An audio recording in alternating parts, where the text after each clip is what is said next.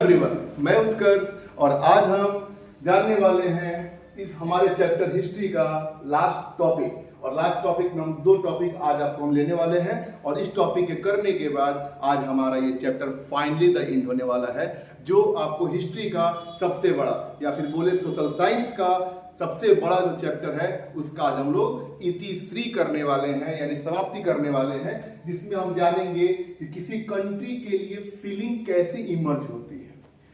मैंने first video में आपको एक चीज एक्सप्लेन किया था यहाँ पे कि जब तक कंट्री के लिए फीलिंग नहीं आती है तब तक आपके अंदर नेशनलिज्म की फीलिंग को डेवलप नहीं किया जा सकता है। और नेशनलिज्म की फीलिंग को लाने के लिए हमने क्या किया, यहाँ पे जो चैप्टर में दिया है इसको हमने आपको माना है एक आपको फीमेल फिगर के रूप में। फीमेल फिगर होता क्या है, अगर ये समझ में अगर आ जाए तो ये टॉपिक हमारे लिए आसान रहने वाली है। अब कैसे होता है, अब समझिए। यहाँ पे आप जिस देश में रहते हैं उस देश का नाम है इंडिया यानी भारतवर्ष। हम जिस देश में रहते हैं, हमारे देश में जो आर्मी रहती है, जितने भी लोग रहते हैं, वो सब एक दूसरे के साथ करते हैं, कनेक्ट करते हैं। और कनेक्ट करने के लिए हमने अपने देश को एक फीमेल फिगर के रूप में लेके आया है। जैसे आप जानते हैं आर्मी के लोग जब आपको जो भी हमारे होते हैं, इंडियन आर्मी होता है, इंडियन सोल्जर होता है, चाहे आपको वो हमारा आपको थल सेना हो यानी आर्मी हो, नेवी हो या फिर एयरफोर्स हो, जब भी वो बॉर्डर पे जंग करते हैं और जंग करने के दौरान वार कर रहे हैं, फाइटिंग हो रही है, और उस समय क्या होता है कि अगर कोई आर्मी वाले थक जाते हैं, उनका एक कमांडर खड़ा होगा और एक साथ बोलेगा, और क्या बोलेगा, भारत माता की, सब बोलते हैं जय। एक नया जुनून आता है अपने देश की फीलिंग को लेकर। वैसे ही आपको यूरोप में जब कंट्रीज बनना स्टार्ट हुई और उस फीलिंग को लोगों के अंदर बनाए रखने के लिए नेशन को लेके आया गया फीमेल फिगर के रूप में, जिसको हम बोलते हैं एलेगरी बोलते हैं। तो हमारा आज का टॉपिक यही रहने वाला है, विजुअलाइजिंग द नेशन। हम अपने नेशन यानी अपने देश को कैसे विजुअलाइज करते हैं, कैसे सोचते यहाँ पे हैं, और इसके लिए जो हमने फिगर लिया है उसको हम बोलते हैं फीमेल फिगर, और उसका नाम बोलते हैं हम लोग एलेगरी बोलते हैं, है ना। चलिए शुरू करते हैं। यहाँ पे देखेंगे हम सबसे पहले विजुअलाइजिंग द नेशन में इसका मीनिंग क्या होता है। अगर मीनिंग समझ में अगर आ जाए तो टॉपिक को समझना हमारे लिए आसान होता है। जो भी मैंने यहाँ पॉइंट्स लिखे हैं ये आपको बोर्ड पर्पस से बहुत आपके लिए इंपॉर्टेंट होने वाले यहाँ पे हैं। और एक स्मार्ट आंसर के लिए अगर आप आंसर को पॉइंट्स में लिखते हैं 1 2 3 4 5 ऐसे पॉइंट्स में लिखते हैं तो हमारा आंसर का जो होता है वैल्यू बढ़ता है और मार्क्स कटने के चांसेस बिल्कुल जीरो हो जाते हैं यहाँ पे, है ना। तो आप लोग भी क्या कीजिएगा, जब भी अपना नोट्स बनाइएगा तो नोट्स में आपको ऐसे ही लेके आना है, जितने भी टॉपिक्स आएंगे सबको पॉइंट्स में एक्सप्लेन करना होता है। क्योंकि अभी के टाइम का जो दौर चल रहा है इसमें हार्ड वर्किंग इंपॉर्टेंट नहीं है, इंपॉर्टेंट है स्मार्ट वर्किंग। और स्मार्ट वर्किंग करने के लिए स्मार्ट आंसर भी चाहिए, क्योंकि जो आपको कॉपी चेक करते हैं उनको आपके बारे में कोई आइडिया होता नहीं है। बेसिकली वो आपको जज करते हैं बस एक चीज से, और वो चीज क्या होता है, आपका आंसर राइटिंग। इसीलिए answer writing is very important for your board exam. इस चीज को दिमाग में रखकर आपको क्या करना है, इन सभी पॉइंट्स को ऐसे ही लिखना है और अपने फ्रेंड्स के पास भी आपको इस वीडियो को शेयर कर देना है, ताकि वो लोग भी आपको ऐसे पॉइंट्स लिखकर अपना एग्जाम का प्रिपरेशन कर सकते हैं। आइए टॉपिक पे आते हैं। यहाँ पे meaning of visualising the nation, इसका मीनिंग क्या होता है, अब समझिए। यहाँ पे during the 18th and 19th centuries, यानी 18वीं सदी और 19वीं जो आपको रहा सेंचुरी रहा है यहाँ पे, उस समय जो आर्टिस्ट होते हैं यहाँ पे यूरोप के अंदर, आर्टिस्ट ने क्या किया, यूज किया सिंबल्स का, इमेजेस का, है ना। किस लिए यूज किया है, ताकि वो किसी नेशंस को यानी किसी देश को रिप्रेजेंट कर सके। यहाँ पे जैसे इंडिया में भारत माता की जय होता है, भारत माता के थ्रू हम क्या करते हैं, अपने कंट्री को रिप्रेजेंट करते हैं। वैसे ही वहां पे भी आपको रिप्रेजेंट करने की फीलिंग आती है।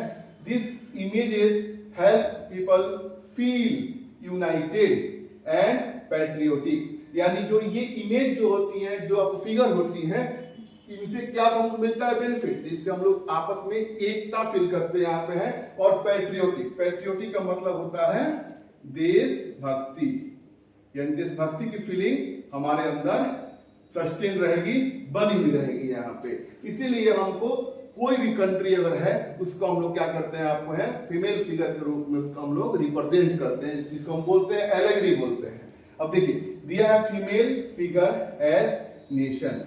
यानी कोई भी नेशन अगर फीमेल फिगर के रूप में रहेगा तो उससे क्या बेनिफिट होने वाली है। यहाँ पे एक समझ गए हैं कि हम लोग एकता के फील करेंगे, यहाँ पे यूनाइटेड फील करेंगे और पैट्रियोटिक फील करेंगे। सेकेंड क्या दिया है, nations were often shown as female figure.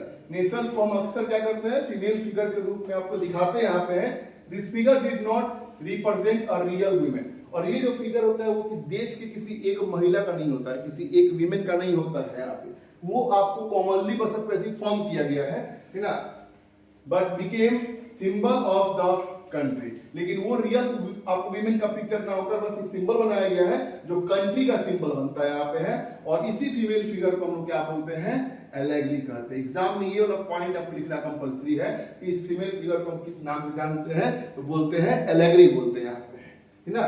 अब इसी एलेग्री को जो दो कंट्री को हमने आपको पिछले वीडियो में जो हमने इसको यूनिफाई किया था, एक कंट्री था हमारा जर्मनी और एक कंट्री था इटली, और उसका पूरा स्टोरी मैंने आपको ऑलरेडी हमारे यूट्यूब चैनल पे अपलोड कर दिया यहाँ पे है। अगर आप उस वीडियो को नहीं देखे हैं तो उस वीडियो को पहले देखें ताकि इस चीज को आप लोग अच्छे से समझ सके।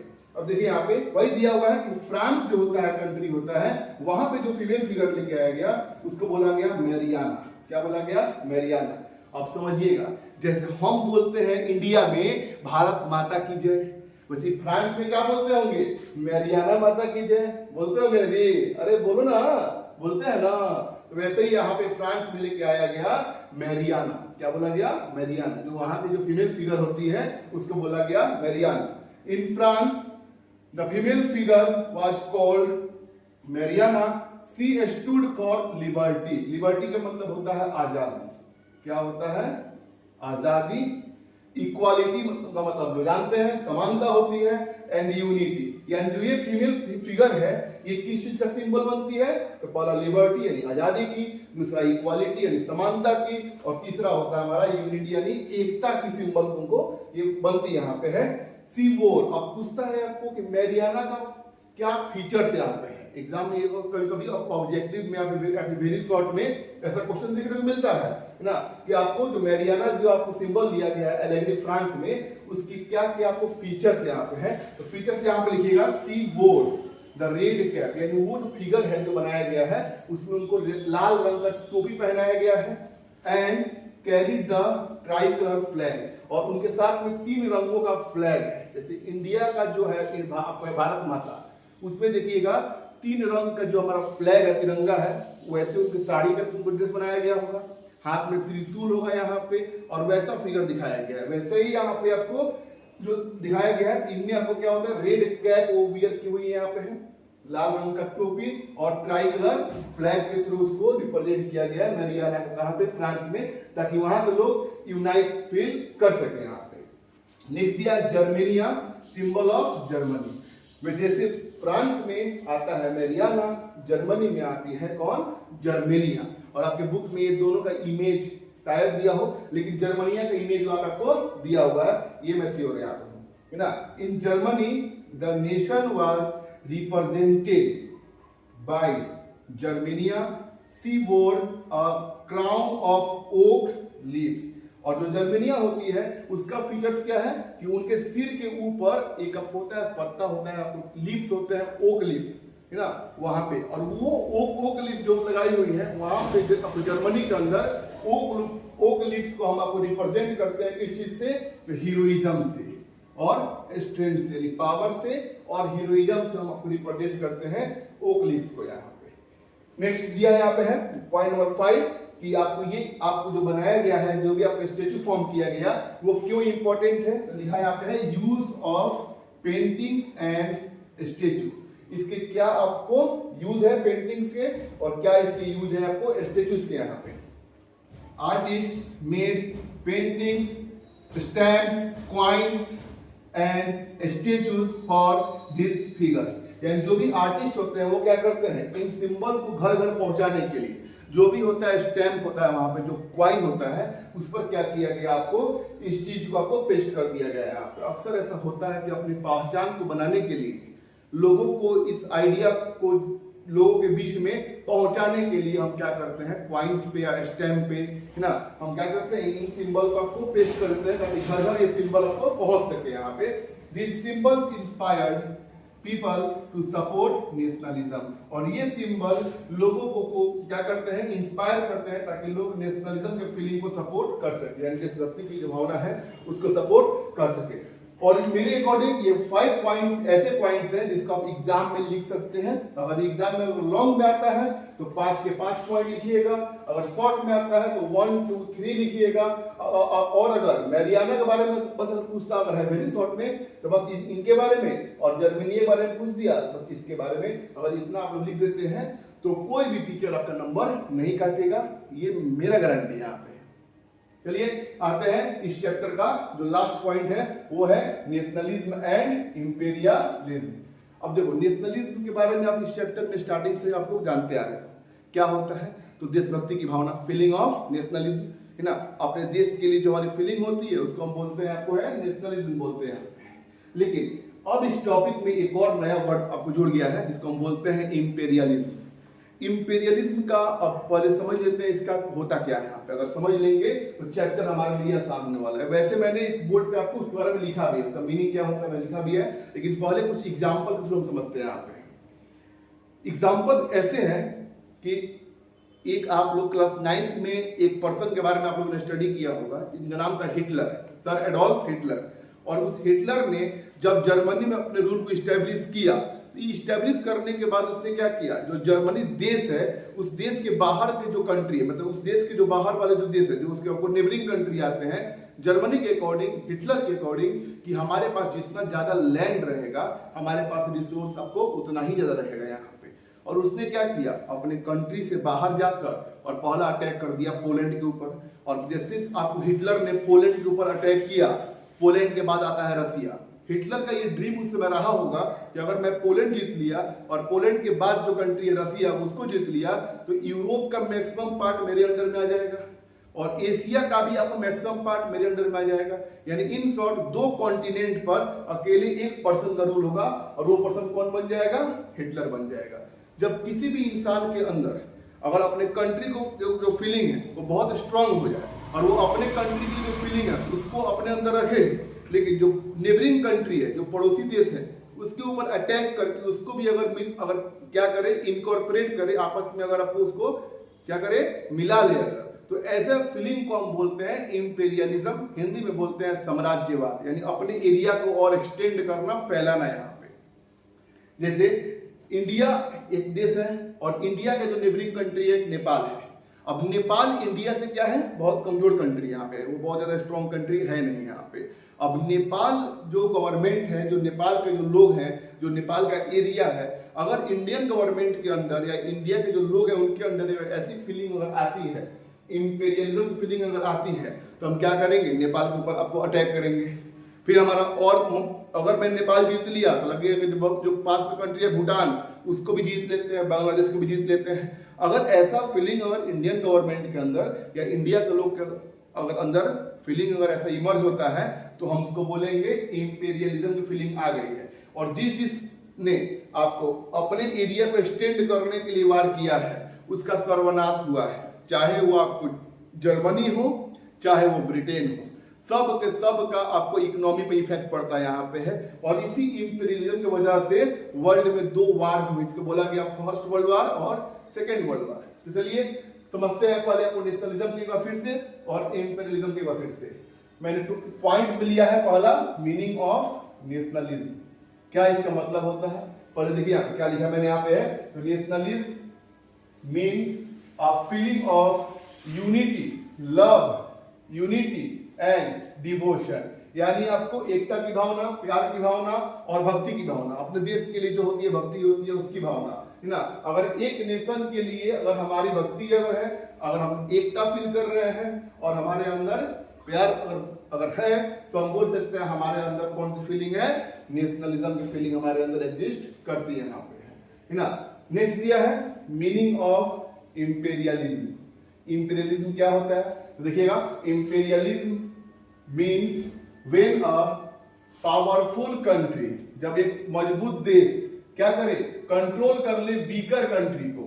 कैसे, तो पॉलिटिकली कंट्रोल कर ले, इकोनॉमिकली कंट्रोल कर ले एंड थ्रू मिलिट्री, और मिलिट्री के द्वारा। जब कोई पावरफुल कंट्री अपने वीक कंट्री पर जो उसका नेबरिंग कंट्री है उस पर अटैक करके और उसको आपस में अगर क्या करे, इनकॉर्पोरेट कर ले, मिला ले, और ऐसी फीलिंग अगर किसी के अंदर अगर है तो वैसी फीलिंग को हम बोलते हैं इंपीरियलिज्म बोलते हैं यहाँ पे। जैसे मैंने एग्जांपल दिया इंडिया और नेपाल, इंडिया और भूटान, क्योंकि वो सब जो कंट्री है नेपाल भूटान वो इंडिया से क्या है, वीक कंट्री यहाँ पे, इसलिए मैंने दो आपको एग्जांपल मैंने सामने दिया यहाँ पे। अब सीन क्या होता है इस चैप्टर में दिया किसके बारे में, चैप्टर में दिया है बाल्कन इशू के बारे में। बाल्कन का मतलब समझिएगा, बाल्कन एक रीजन होता है, बहुत बड़ा एरिया बाल्कन, और उस बाल्कन एरिया में जो रूल करते हैं उनको बोला गया ओटोमन इंपायर। ओटोमन इंपायर के जो होते हैं हेड उनको बोला गया कैलिफ, हिंदी में बोलते हैं खलीफा, है ना। जो इस्लाम के जो लोग होते हैं, जो मुस्लिम लोग होते हैं, उनके स्पिरिचुअल हेड होते हैं, उनको बोला जाता है कैलिफ बोला जाता है, या फिर हिंदी में बोलते हैं खलीफा बोलते हैं। अब ये जो एरिया होता है ना, इसका जियोग्राफिकल जो होता है कंडीशन बहुत ही आपको डाइवर्स होता है। समझिए कैसे, जो बाल्कन रीजन होता है ये जियोग्राफिकल एंड एथनिक वेरिएशन का भरा होता है, बहुत सारे अलग अलग लोग, अलग अलग लैंग्वेज, कोई किसी भी पीपल का अपना कोई पहचान नहीं होता है। और उस टाइम का ओटोमन एम्पायर यानी बाल्कन रीजन अभी के टाइम में अगर देखेंगे तो दिया है क्या, कंप्राइजेस मॉडर्न डे, यानी अभी के टाइम में ये रीजन कैसे आपको है यहाँ पे, तो देखिएगा अभी के टाइम में Romania, Bulgaria, Albania, Greece, Macedonia, Croatia, Bosnia, Herzegovina, Slovenia, Serbia and Montenegro, ये सब अभी के टाइम में देश है, लेकिन ये सब पहले बाल्कन रीजन के पहले पार्ट थे, यानी ओटोमन एम्पायर के अंडर में ये सब उस समय थे। ये सब बाद में टूट टूट के उससे ब्रेक हुए हैं और एक इंडिपेंडेंट कंट्री के रूप में आज हमको देखने को मिलते हैं। यहाँ पे वहां पे जो लोग रहते थे whose inhabitants were broadly known as Slav, and जो वहां पे लोग रहते थे उनको बोला गया स्लाव बोला गया तुमको यहाँ पे, ठीक ना। इसमें दिया भी है Balkan under the control of Ottoman empire. Balkan होता है वो किसके कंट्रोल में होता है, ओटोमन एम्पायर के अंदर होता है। अब मान लीजिए कि अगर हम इंडियन अगर हैं,